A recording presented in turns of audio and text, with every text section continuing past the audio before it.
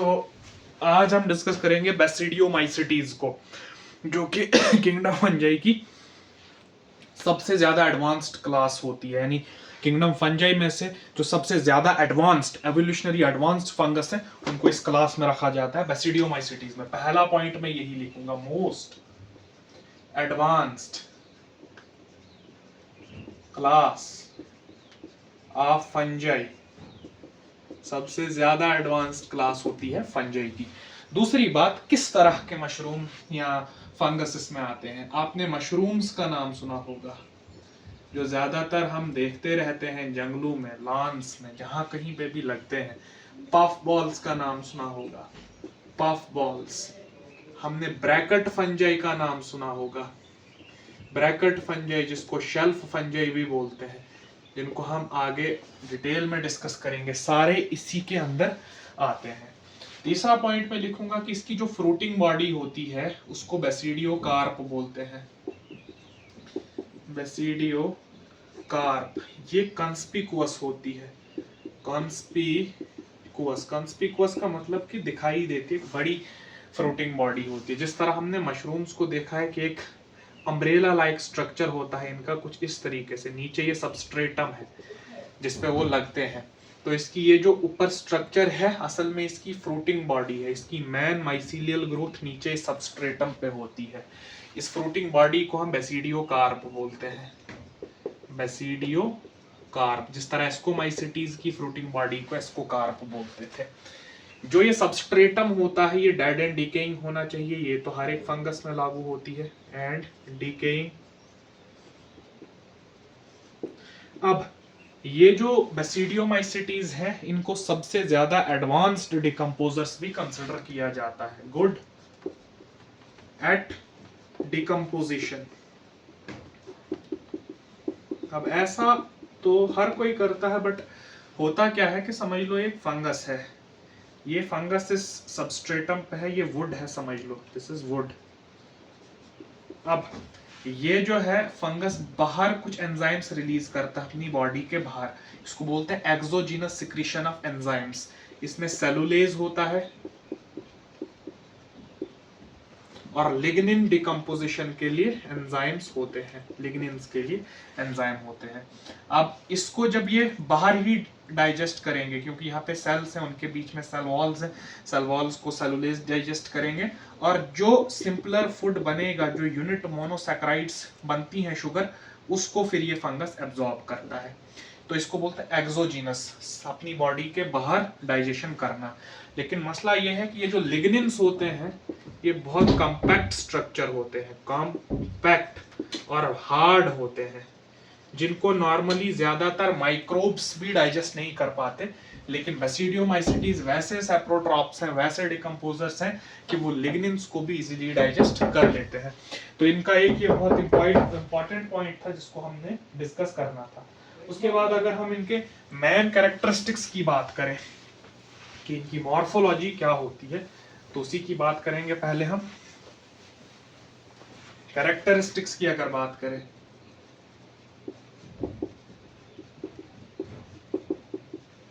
तो याद रखना है कि इनमें जो हाइफे होते हैं वो ब्रांचड भी होते हैं, सॉरी, पहले हम लिखेंगे कि फिलामेंटस होते हैं, ब्रांच्ड होते हैं,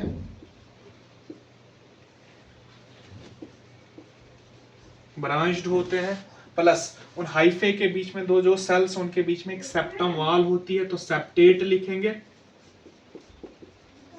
हाँ, सेप्टेट लिखेंगे।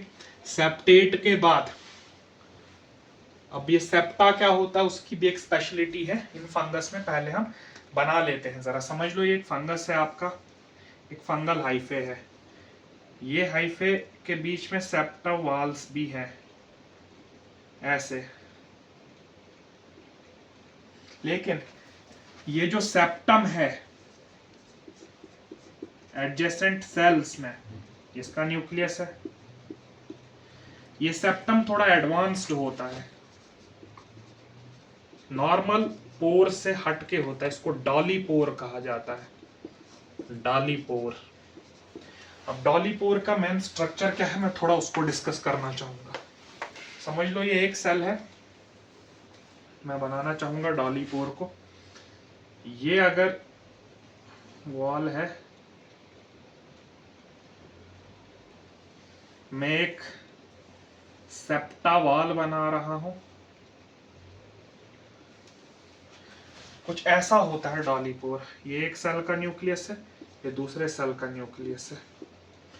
ये जो सेप्टा वॉल है, एक तो इसकी जो ये एजेस होती हैं ये बाहर की तरह सोलन होती हैं, सोलन सोलन एजेस, प्लस इसकी एक मेम्ब्रेनस आउटग्रोथ होती है जो कि इसको ऐसे कवर करती है। इस कवरिंग को पैरेंथोजोम बोलते हैं। पैरेंथोजोम और इस सोलन एजेस को मिलाकर हम डॉलीपोर बोलते हैं, जो कि बेसिडियोमाइस्टीज का एक कैरेक्टरिस्टिक है। हालांकि मोस्ट ऑफ द केसेस में ये जो पोर होता है ये ब्लॉक्ड होता है, इसके अंदर कुछ चीजें होती हैं। फॉर एग्जांपल ये चीज है, इनको वोवोइन बॉडीज कहा जाता है, इनको वोरोनिन बॉडीज कहा जाता है, वोरोनिन बॉडीज कहा जाता है। वोरोनिन बॉडीज में हमारे पास ये मेम्ब्रेनस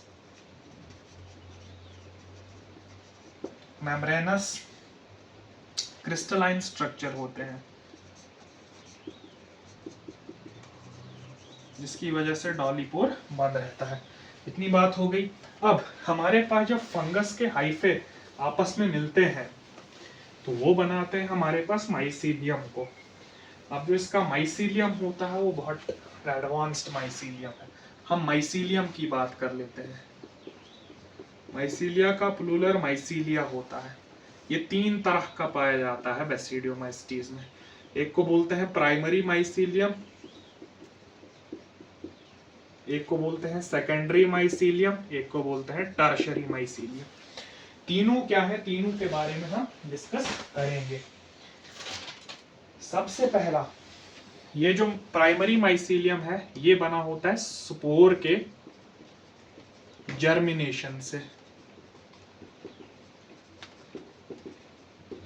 उसके बाद ये डाइकैरियोटिक स्टेज होती है,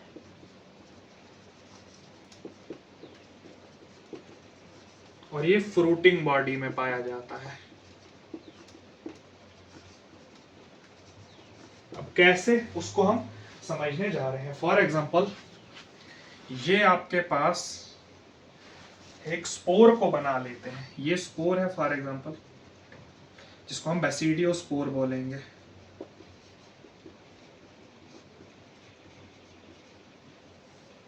ये बेसिडियोस्पोर ऑन फेवरेबल कंडीशंस, इसको मॉइस्चर भी मिल रहा है, इसको वाटर भी मिल रहा है, इसको लाइट भी मिल रही है, इसको फूड भी मिल रहा है, सब कंडीशंस पाने के बाद ये जर्मिनेट करेगा, यानी इसका साइटोप्लाज्म बढ़ेगा, इसके अंदर साइटोप्लाज्मिक एक्टिविटीज होंगी, इसकी माइटोसिस होगी और ये हाइफे में डिफरेंशिएट हो जाएगा।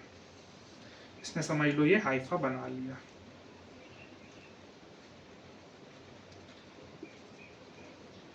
यानी फिर एक सेल होगा, फिर डिवाइड करके 2, फिर वो 4, फिर ऐसे डिवाइड करके लॉन्ग फिलामेंट्स बनाएंगे जिनको हम हाइफे बोलते हैं। अब ऐसा स्ट्रक्चर जो पहले बना इस स्पोर के जर्मिनेशन से, इसको बोलते हैं जर्मिनेशन। जर्मिनेशन उस हाइफे या उस माइसीलियम को, क्योंकि जाहिर सी बात है एक ही तो नहीं होगा, बहुत सारे होंगे, इसको प्राइमरी माइसीलियम बोलते हैं। अब समझ लो एक और माइसीलियम है इसके साथ, एक और माइसीलियम ले रहा हूं मैं, समझ लो वो ये वाला माइसीलियम है। अब क्या हुआ कि ये दो आपस में फ्यूज कर जाएंगे for the act of sexual reproduction. हमें पता है कि बेसिडियोमाइसिटीज में सेक्सुअल रिप्रोडक्शन का मूड जो होता है वो होता है सोमैटोगेमी। हमने 5 मूड्स पढ़े हैं सेक्सुअल रिप्रोडक्शन इन फंजाई के: planogametic copulation, gametangial contact, gametangial copulation, spermatization and somatogamy. Somatogamy is the least developed mode for sexual reproduction, but is seen in the most developed class of fungi, that is Basidiomycetes. Somatogamy का मतलब, सोमा का मतलब होता है cell और गैमी का मतलब होता है फ्यूजन, मैरिज। तो दो सेल्स, जैसे एक ये सेल नॉर्मली आपस में नजदीक में आएंगे, जब आपस में कांटेक्ट में आएंगे इनकी जो कांटेक्ट वॉल है ये डिसॉल्व हो जाएगी बाय लाइसोजाइम एक्शन। ये वॉल डिसॉल्व होने की वजह से इन दोनों के साइटोप्लाज्म आपस में मिल जाएंगे, एक कंटिन्यूअस साइटोप्लाज्म बना लेंगे, और तब जाके ये दोनों न्यूक्लियाई आपस में एक ही सेल में आ जाएंगे, जिसको डाइकैरियोटिक स्टेज या डाइकैरियोफेज कहा जाता है। तो उसको हम सोमैटोगेमी बोलते हैं, जिसको हम ऑलरेडी डिस्कस कर चुके हैं। अब उसके लिए लेकिन हमें पता है कि कॉम्पैटिबल मेटिंग टाइप के हाइफे होने चाहिए। हमें पता है कि एक ही स्पीशीज, फॉर एग्जांपल अगर ये एगेरिकस के हाइफे हैं तो सेक्सुअल रिप्रोडक्शन अगर इन्होंने करनी है तो ये अलग वेरिएंट होना चाहिए, अलग वेरिएंट होना चाहिए, क्योंकि हमें पता है कि एक स्पीशीज के अंदर भी जितने मेंबर्स होते हैं वेरिएशंस उनमें भी पाई जाती हैं। अब समझ लो, इसको मैं प्लस स्ट्रैन नाम दूंगा, तो जाहिर सी बात है अगर ये मेटिंग टाइप है तो इसको मैं माइनस स्ट्रैन नाम दूंगा। प्लस स्ट्रेन और माइनस स्ट्रेन ये सेम केस है जैसे हम लार्जर ऑर्गेनिजम्स में मेल और फीमेल कंसिडर करते हैं। अब होता क्या है कि अगर ये प्लस और प्लस आपस में मेट करना चाहें तो ये आपस में फ्यूज नहीं कर पाते, ये इनकॉम्पेटेबल रहते हैं। या अगर ये माइनस माइनस दो सेल्स आपस में फ्यूज करना चाहें तो ये भी इनकॉम्पेटेबल होते हैं। ये तभी फ्यूज कर सकते हैं जब प्लस माइनस आए, इनको बोलते हैं compatible mating type. Compatible mating type, जो कि पॉजिटिव नेगेटिव स्ट्रेंथ्स जब आपस में आएंगी कांटेक्ट में तब जाके ही हो सकता है। अब समझो ये दोनों फ्यूज कर गए, अब इनकी फ्यूजन को मैं नहीं दिखाऊंगा, ये आपस में नजदीक आएंगे, इनके जो ये कांटेक्ट वॉल होंगी वो डिसॉल्व हो जाएंगी और ये दोनों न्यूक्लियाई एक ही सेल में आ जाएंगे, जिसको मैं यहाँ पे बना रहा हूं। अब ये इनका फ्यूजन स्ट्रक्चर है, सेक्सुअल रिप्रोडक्शन का फ्यूजन स्ट्रक्चर है।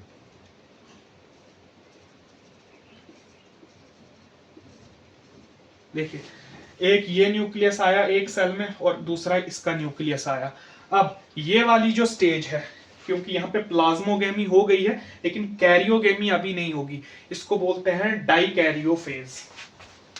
डाइकैरियोफेज, और ये बहुत लंबा चलता है, इसमें ये सीधे ही हमारे पास फ्यूज नहीं कर जाएंगे आफ्टर प्लाज्मोगेमी, ये अब इसके बाद बहुत लंबा चलेगा और कहीं एंड पे जाके डाइकैरियोफेज खत्म होना है। इसलिए इसके प्रोसेस के बनने को, इस जो प्रोसेस है इस डाइकैरियोटिक स्टेज के बनने के प्रोसेस को डाइकैरियोटाइजेशन बोलते हैं। वो भी लिखेंगे डाइकैरियोटाइजेशन, उसको डाइकैरियोटाइजेशन बोलते हैं। तो डाइकैरियोफेज बन गया जिसमें एक पॉजिटिव स्ट्रैंड का न्यूक्लियस है, एक नेगेटिव स्ट्रैंड का न्यूक्लियस है। समझ लो ये नेगेटिव है, ये पॉजिटिव है। लेकिन अब मसला आया ये डिवाइड कैसे करेगा, कैसे कर सकता है। हाँ, दूसरी बात, ऐसे तरह के माइसीलिया को, जब ऐसे तरह का माइसीलिया बन गया उसको बोलते हैं सेकेंडरी माइसीलियम, इसको बोलते हैं सेकेंडरी माइसीलियम। अब क्वेश्चन आया कि ये डिवाइड कैसे करेगा, तो इसकी डिवीजन एक बहुत ही स्पेशल मेथड से होती है जिसको क्लैंप कनेक्शन बोलते हैं। क्लैंप कनेक्शन को हम यहाँ पे समझते हैं थोड़ा बहुत। क्लैंप कनेक्शन कैसे होगी डिवीजन, ये समझो। समझ लो ये सेल है,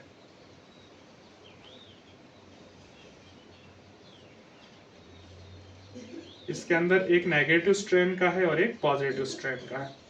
अब इस सेल ने डिवाइड करना है, होती क्या है, एपिकल डिवीजन होती है। बीच सेल कोई डिवाइड नहीं करता, बल्कि जो टर्मिनल्स होते हैं वही डिवाइड करते जाते हैं, इसलिए लॉन्ग फिलामेंट बनता जाता है। यहाँ पे एपिकल ग्रोथ देखने को मिलती है, बीच में कहीं पे ग्रोथ लेटरल ग्रोथ नहीं देखने को मिलती।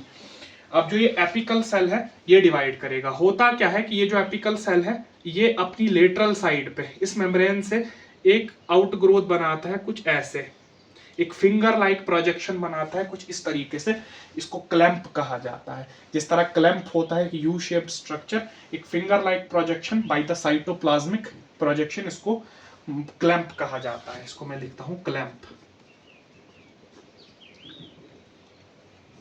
अब ये दोनों न्यूक्लियाई आपस में डिवाइड करना स्टार्ट करेंगे।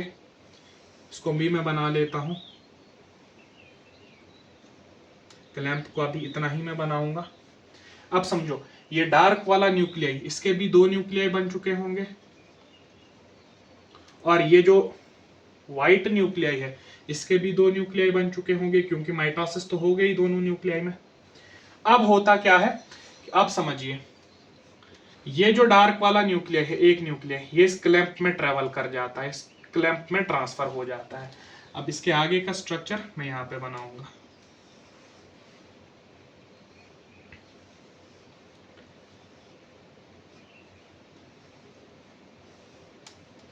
अब ये वाला डार्क वाला न्यूक्लियाई ये तो यहीं पे है। अब ये वाला जो न्यूक्लियाई है वो इस क्लैंप में आ गया, ये वाला व्हाइट न्यूक्लियाई यहाँ ट्रेवल कर गया इस ऊपर के साथ, और ये वाला न्यूक्लियाई, सॉरी ये व्हाइट न्यूक्लियाई है और ये वाला न्यूक्लियाई यहाँ पे है। अब होता क्या है कि इनके बीच में क्रॉस वॉल्स बनना स्टार्ट होती हैं। एक सेल वॉल यहाँ पे बनना स्टार्ट करती है, एक सेल वॉल यहाँ पे। ये वाली वॉल तो ऑलरेडी थी ही, ये वाली वॉल ऑलरेडी थी ही। इस कंडीशन में जब ये पूरा क्लैंप बन चुका है, तीन तरह के सेल्स देखने को मिलते हैं टर्मिनल पोजीशन पे। इसको बोलते हैं टर्मिनल सेल, टर्मिनल बाइन्यूक्लिएट सेल, क्योंकि इसमें दो न्यूक्लियस हैं। इसको बोलते हैं क्लैंप यूनिन्यूक्लिएट सेल, और इसको बोलते हैं सब टर्मिनल यूनिन्यूक्लिएट सेल। ये तीन तरह के सेल पहुंच जाते हैं।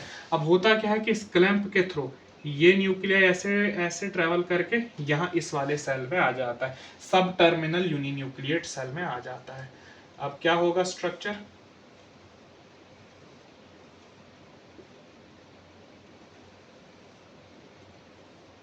अब देखिए ये दो सेल तो ऊपर आ गए थे, ये दो न्यूक्लियाई, एक डार्क वाला एक व्हाइट वाला, और दूसरा वाला सेल, इसमें ये व्हाइट वाला तो ऑलरेडी था, लेकिन ये डार्क वाला इस क्लैंप के थ्रू आया, तो इसमें भी बन गया। तो क्या पॉजिटिव और नेगेटिव स्ट्रैंड के न्यूक्लियाई दोनों में थे। इनिशियली एक सेल था, अब यहाँ पे दो सेल बन चुके हैं इस क्लैंप कनेक्शन की वजह से। क्लैंप कनेक्शन इसलिए इंपॉर्टेंट है क्योंकि दो दो न्यूक्लियाई को डिवाइड कराना है, और दो दो न्यूक्लियाई भी अब दो सेल बनेंगे तो इस दोनों की कॉपीज दोनों में होनी चाहिए। तो अगर नॉर्मली डिवीजन कर देते वहां पे पता नहीं चलता कि कौन से वाले को किस में डालना है। हो सकता था कि दूसरे सेल में सिर्फ डार्क डार्क आ जाता, हो सकता था दूसरे सेल में सिर्फ व्हाइट व्हाइट आ जाता, लेकिन जब ये क्लैंप बना इसने श्योरिटी दी कि हमारे पास इक्वल कॉपीज दोनों सेल्स में आएंगी। तो ऐसे हमारे पास सेकेंडरी माइसीलियम की डिवीजन होती है बाय द क्लैंप कनेक्शन। ये बहुत इंपॉर्टेंट टॉपिक था जिसको हमने डिस्कस कर लिया। उसके बाद हम जानते हैं जरा कि क्या होता है अब आगे, किस तरह से बनती है बेसिडियो कार्प, यानी फ्रूटिंग बॉडी किस तरीके से बनती है क्लैंप कनेक्शन के बाद। समझिए अब मैं क्या कहने जा रहा हूं आपको। सबसे पहली बात, जो हमारे पास फ्रूटिंग बॉडी होती है उसको बेसिडियो कार्प बोलते हैं। अब जो इसमें बेसिडियो कार्प्स होती हैं वो दो तरह की होती हैं, फ्रेगमो बेसिडियो कार्प और होलो बेसिडियो कार्प, लेकिन उसको अभी हम डिस्कस नहीं करेंगे। जनरली होता क्या है कि एक बेसिडिया होती है नीचे बेसिडियो कार्प पे, बेसिडिया का मतलब एक लार्ज आउटग्रोथ जैसी है। इस बेसिडिया के ऊपर आपके पास ट्यूबुलर प्रोजेक्शंस बनती हैं ऐसे, इस तरीके से, इसको मैं बेसिडिया बोलूंगा।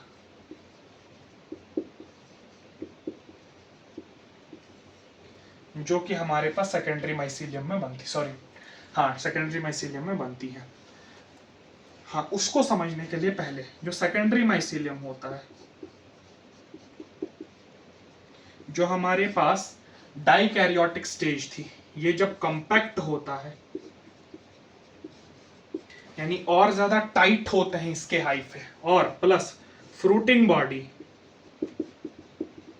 फॉर्मेशन करता है, तब जाके इसको टर्शरी माइसीलियम बोलते हैं। तो टर्शरी माइसीलियम कुछ ऐसा स्ट्रक्चर बनाता है, नीचे से कॉम्पैक्ट स्ट्रक्चर बनता है जिसको बेसिडिया बोलते हैं, और इसके ऊपर एक फिंगर लाइक या ट्यूबुलर प्रोजेक्शन होती है, ट्यूबुलर प्रोजेक्शन, जिसको स्ट्रिगमेटा बोलते हैं, स्ट्रिगमेटा। स्ट्रिगमेटा के ऊपर हमारे पास बेसिडियोस्पोर्स बनते हैं, ऐसे 4 बेसिडियोस्पोर्स को मैं शो करूंगा।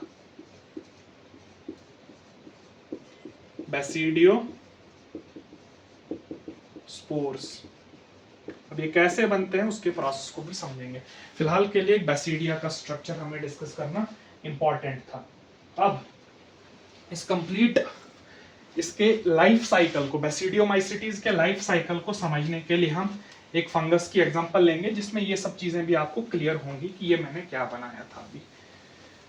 तो इसकी बेस्ट एग्जांपल होती है बेसिडियोमाइसिटीज की एगेरिकस।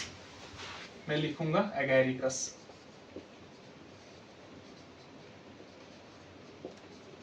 एगेरिकस, एगेरिकस जो ईडेबल भी होता है, जिसको अब हमारे पास ये उगाया भी जाता है, कल्टीवेबल भी होता है इसके स्पोर्स की मदद से, और उसको फिर उसकी कमर्शलाइजेशन भी कराई जाती है, उससे इकोनॉमी भी बढ़ाई जाती है।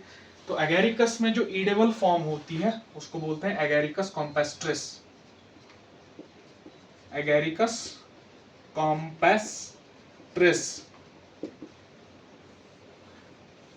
हर कोई एगेरिकस की स्पीशीज ईडेबल नहीं होती, बल्कि कुछ पॉइजनस भी होती है।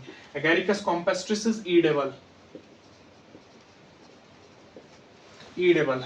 लेकिन अगर आप एगेरिकस सिल्विकोला, जो एक इसकी दूसरी स्पीशीज है, या एगेरिकस ज़ेंथोडर्मिस, ये दो स्पीशीज पॉइजनस होती हैं, ये ईडेबल नहीं होती। आप लिख सकते हो एगेरिकस सिल्विकोला और एगेरिकस ज़ेंथोडर्मिस, ये पॉइजनस होती हैं, जहरीली होती हैं, इनको खाना नहीं चाहिए। कोला। फिलहाल के लिए हम एगेरिकस कॉम्पेस्ट्रिस के लाइफ साइकिल की बात करते हैं, इसके लाइफ साइकिल, और इसी की फ्रूटिंग बॉडी के स्ट्रक्चर को भी हम देखेंगे कि वो कैसा होता है असल में। तो सबसे पहले इसके जो हाइफे होते हैं, जो प्राइमरी हाइफे बनते हैं किसी भी स्पोर के जर्मिनेशन के बाद, मैं उनको बना लेता हूं। समझ लो दीज आर द हाइफे।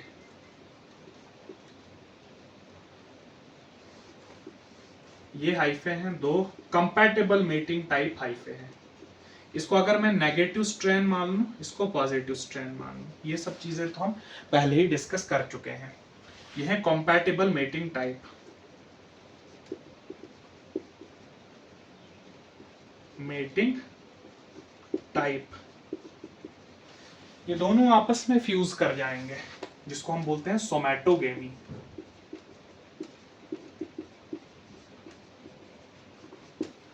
अब सोमैटोगेमी से मेरे पास बनेगा सेकेंडरी माइसीलियम।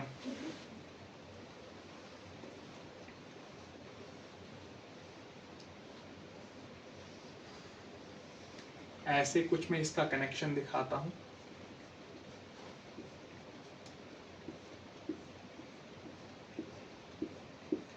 अब हर एक सेल में 2 न्यूक्लियाई आ जाएंगे, जिसको डाइकैरियोफेज बोलते हैं। ये बन गया सेकेंडरी माइसीलियम। अब सेकेंडरी माइसीलियम में से एक सेल, समझ लो ये वाला सेल, ये हो जाता है स्पेशलाइज्ड। इसको डाइकैरियन भी बोलते हैं, डाई, क्योंकि 2 न्यूक्लियाई एक ही सेल में है। एक सेल स्पेशलाइज होके न्यूट्रिशन को एब्जॉर्ब करता है, ये सारे इसके हेल्प करते हैं न्यूट्रिशन को एब्जॉर्ब करने में, चाहे किसी पे स्पोरोफाइट है, किसी पे तो ये इसको हेल्प करते हैं हेलोबियल मूड से, स्पोरोफिटिक मूड से इसको न्यूट्रिशन देते हैं, और ये फर्दर डिवाइड करके एक बहुत ही कॉम्पैक्ट स्ट्रक्चर बनाता है इसी माइसीलियम का, जिसको हम फ्रूटिंग बॉडी बोलते हैं। अब जनरली अगर ये सबस्ट्रेटम पे पूरे पूरे हाइफे फैले हुए थे। अब ये वाला सेल जब स्ट्रक्चर्स को बनाएगा, जब ये आपस में न्यूट्रिशन को एब्जॉर्ब करके और मल्टीपल डिविजन्स करेगा, तो उसके बाद ये कॉम्पैक्ट टर्शरी माइसीलियम स्ट्रक्चर बनाएगा जो कि अपराइट होगा उस सबस्ट्रेटम पे। या अगर लेटरल ग्रोथ शो कर रहा था, अब ये वाला सेल अपराइट होगा, जिसको हम फ्रूटिंग बॉडी या बेसिडियोकार्प बोलते हैं। अब ये कैसे बनेगी बेसिडियोकार्प, या फाइनली जो मैं इसका फाइनल स्ट्रक्चर बताऊंगा कि बेसिडियोकार्प कैसी होती है, उसको मैं जरा बना लेता हूं। एगेरिकस कॉम्पेस्ट्रिस की बेसिडियोकार्प की एग्जांपल ले रहे हैं हम।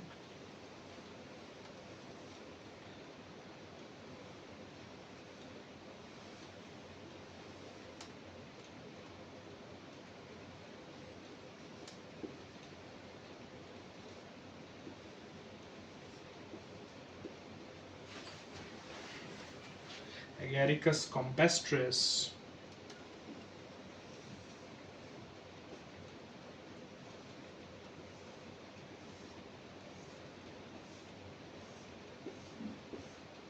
अगर आपने एगेरिकस या मशरूम को देखा होगा तो वो कुछ ऐसा ही दिखता है। अब इसमें डिफरेंट स्ट्रक्चर्स क्या क्या हैं। यह है सबस्ट्रेटम,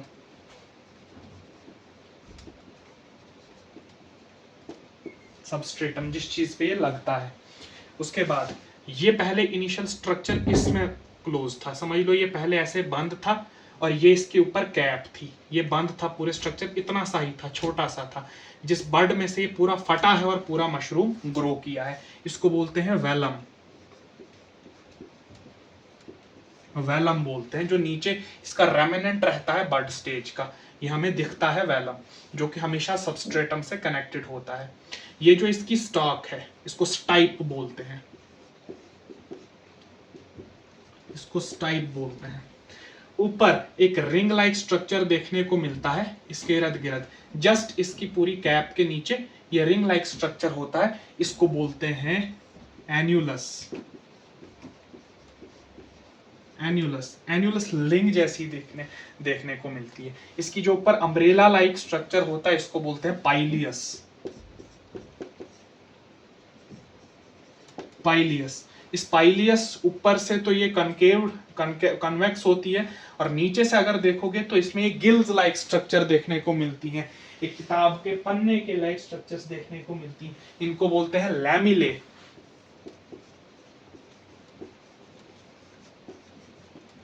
लैमिले यानी को गिल्स भी कहते हैं।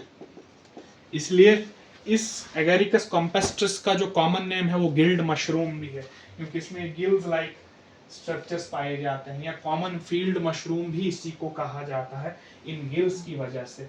ये इसका स्ट्रक्चर है। अब होता क्या है, अगर मैं इस एक गिल को उठा लूं, क्योंकि ये पूरी बेसिडियोकार्प है, इस बेसिडियोकार्प में से इस एक लैमिले को उठा लूं, या इसको मैं जरा जूम में दिखाऊं तो वो कुछ ऐसी दिखेंगी।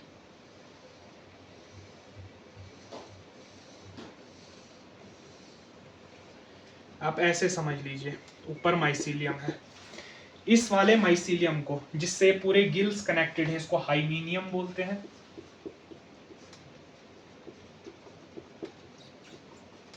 हाइमीनियम बोलते हैं। इसके नीचे वाला जो ये माइसीलियम है जिससे ये लैमेले बने हैं, इसको सब हाइमीनियम बोलते हैं।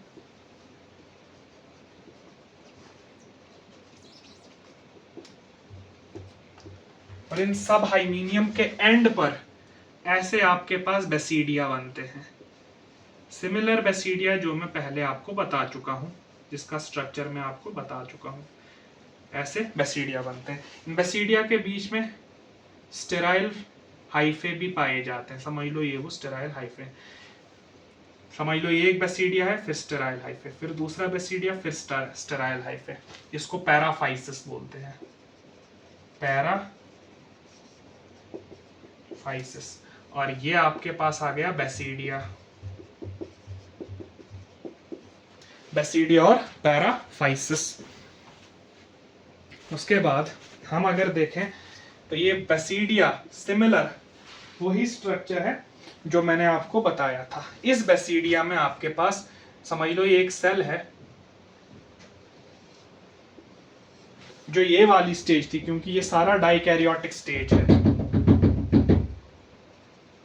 अब ये डाइकैरियन यहाँ पे फ्यूज कर जाएगा, इस स्टेज पे पहुंच के याद रखना है, लेकिन ये यहाँ पे फ्यूज कर जाएंगे।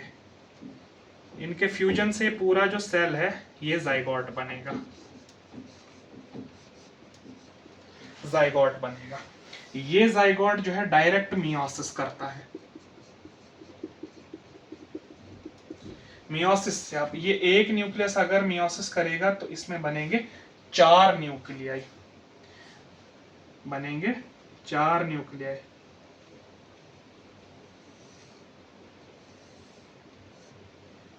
एक न्यूक्लियाई, दूसरा, तीसरा, चौथा। ये जो न्यूक्लियाई है ये इन ट्यूबुलर आउटग्रोथ्स में जाना स्टार्ट करते हैं जो इसके ऊपर बनती हैं। 4 ट्यूबुलर आउटग्रोथ्स बनती हैं।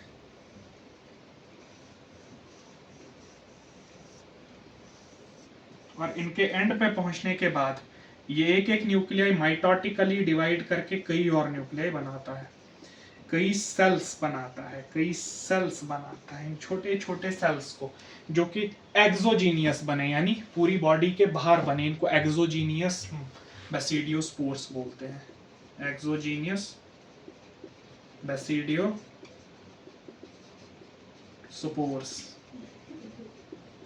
एक्सोजीनियस बेसिडियोस्पोर्स बोलते हैं। यही स्पोर्स जब किसी हवा की, वाटर की, इंसेक्ट एजेंसी से उड़ेंगे, एक स्पोर उड़ा, ये जो स्पोर बना जो कि अगेन हैप्लाइड है, ये जब फेवरेबल कंडीशंस पाएगा तो जर्मिनेट करेगा, जर्मिनेट, और जर्मिनेट करके सेम वही कंपैटिबल हाइफे बनाएंगे, और ऐसे इसका लाइफ साइकिल जो है चलता रहेगा हमारे पास। एगेरिकस कैम्पेस्ट्रिस की बात हो गई, और मुझे लगता है कि इसके लाइफ साइकिल से हमें समझ आ गया होगा कि किस तरह से हमारे पास बेसिडियोमाइसीटीज रिप्रोड्यूस करते हैं।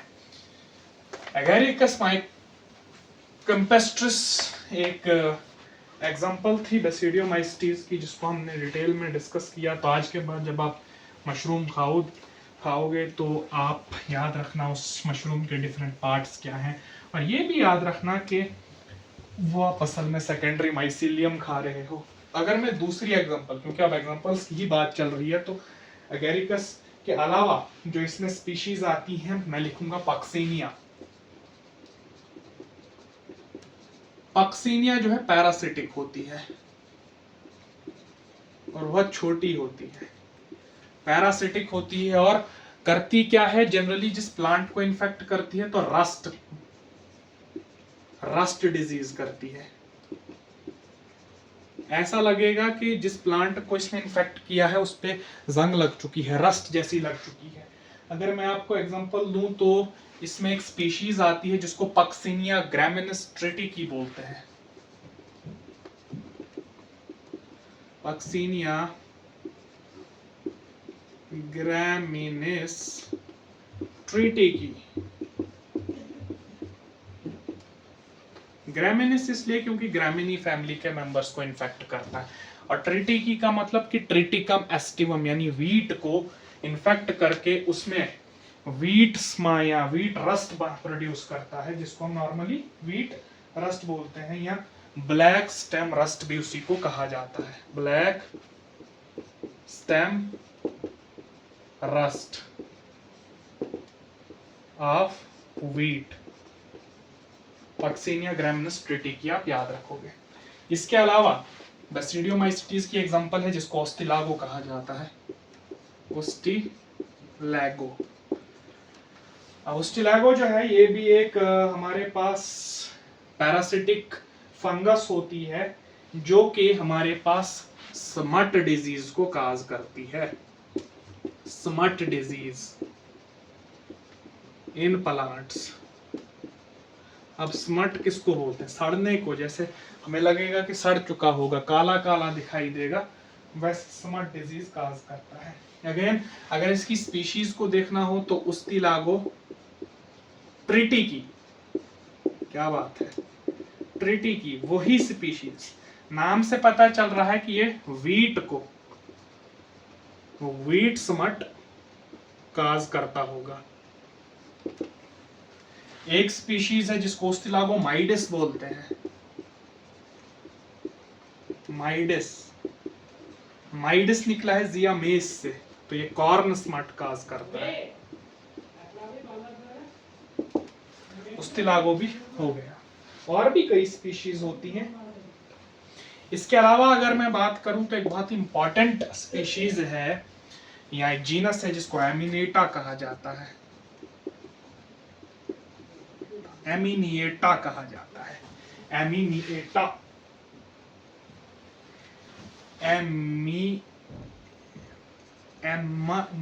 एमानिएटा कहा जाता है।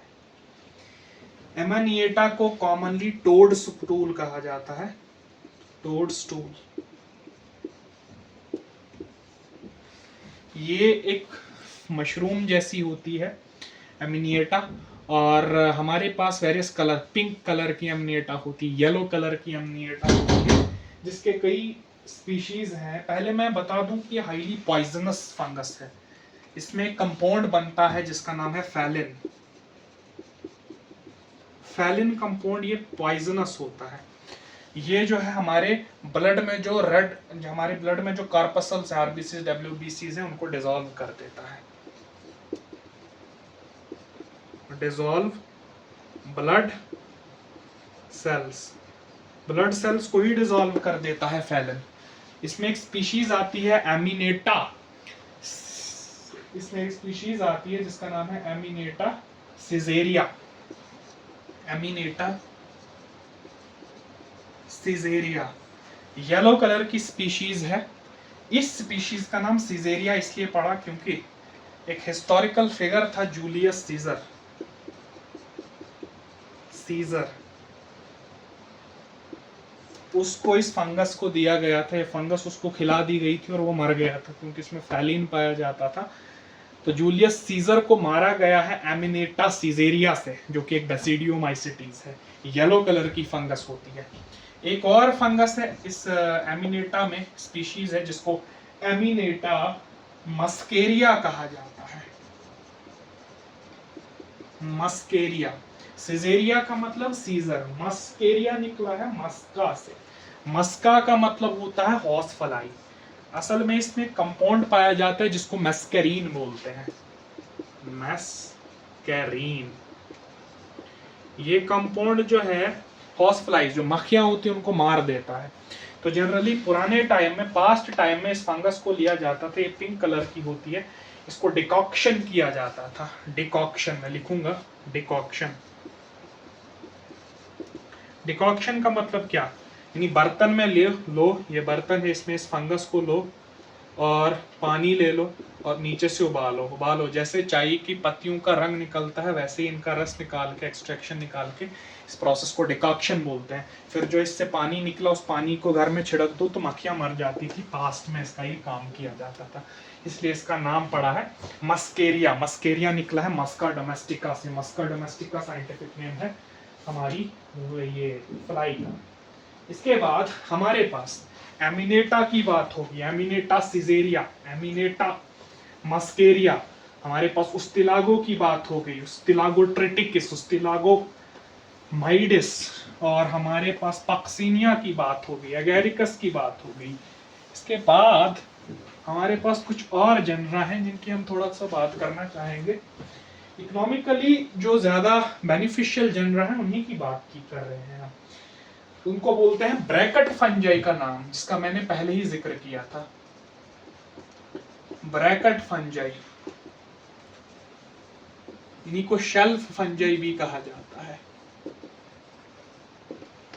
होता क्या है कि किसी ट्री का तना अगर है, ट्रंक है, तो उसमें ये ऐसे लग जाते हैं, शेल्फ जैसा बनाते हैं या ब्रैकेट जैसा बनाते हैं, बड़े बड़े स्ट्रक्चर्स बनाते हैं इसके तने पे, ऐसे ऐसे शेल्फ जैसे लग जाएंगे उसके तने पे, इसलिए इनको ब्रैकेट फंजाई या शेल्फ फंजाई बोलते हैं। और जनरली देखने को मिलते हैं ये हर एक जगह पे।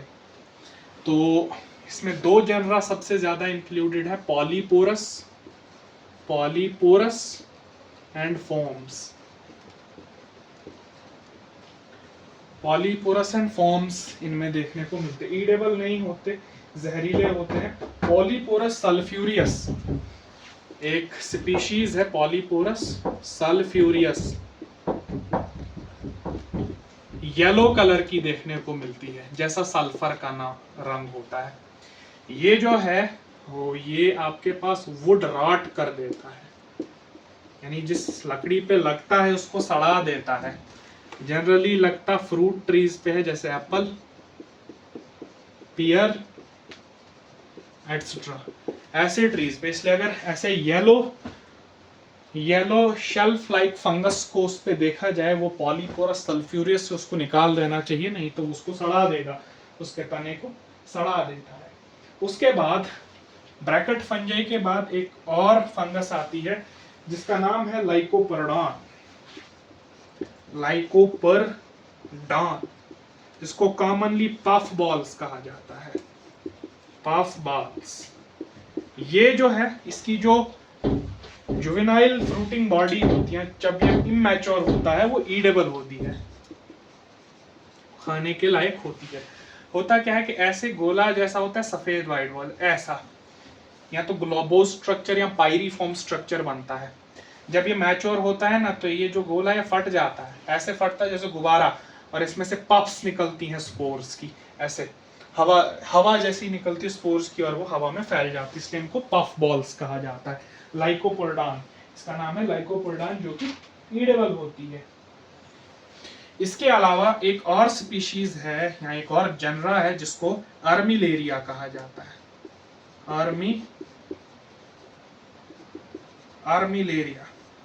आर्मिलेरिया में एक स्पीशीज आती है जिसका नाम है आर्मिलेरिया मैलिया। आर्मिलेरिया मैलिया जो है, ये ज्यादातर हमारे पास एक पैरासिटिक फंगस है और होती ईडेबल है। इसको खाया जाता है, और जो कॉनिफर्स होती हैं, जिम्नोस्पर्म्स, उन कॉनिफर्स के रूट पे या नीचे स्टेम पे लगे होते हैं जनरली ये आर्मिलेरिया मेलिया का फंगस। इसको कॉमनली हनी कॉम्ब फंगई भी कहा जाता है, हनी कॉम्ब फंजाई भी कहा जाता है, क्योंकि हनी का जैसा रंग होता है वैसा इसका रंग भी होता है, ईडेबल होता है। अगर ये वहां पे रहे, या ज्यादातर अगर इसका रोल देखना हो, तो ये उन कॉनिफर्स के डीप इनर कॉर्टेक्स से गुजरकर उनके फ्लोएम तक पहुंचती है, और इनके हाइफे उनके फ्लोएम तक को ब्लॉक कर देती हैं, जिसकी वजह से फूड सप्लाई भी खत्म हो सकती है। इतना ज्यादा खतरनाक पैरासिटिक फंगस होता है, but still it is edible. तो इतने हमने जनरल डिस्कस किए, इतना ही काफी है। Thank you.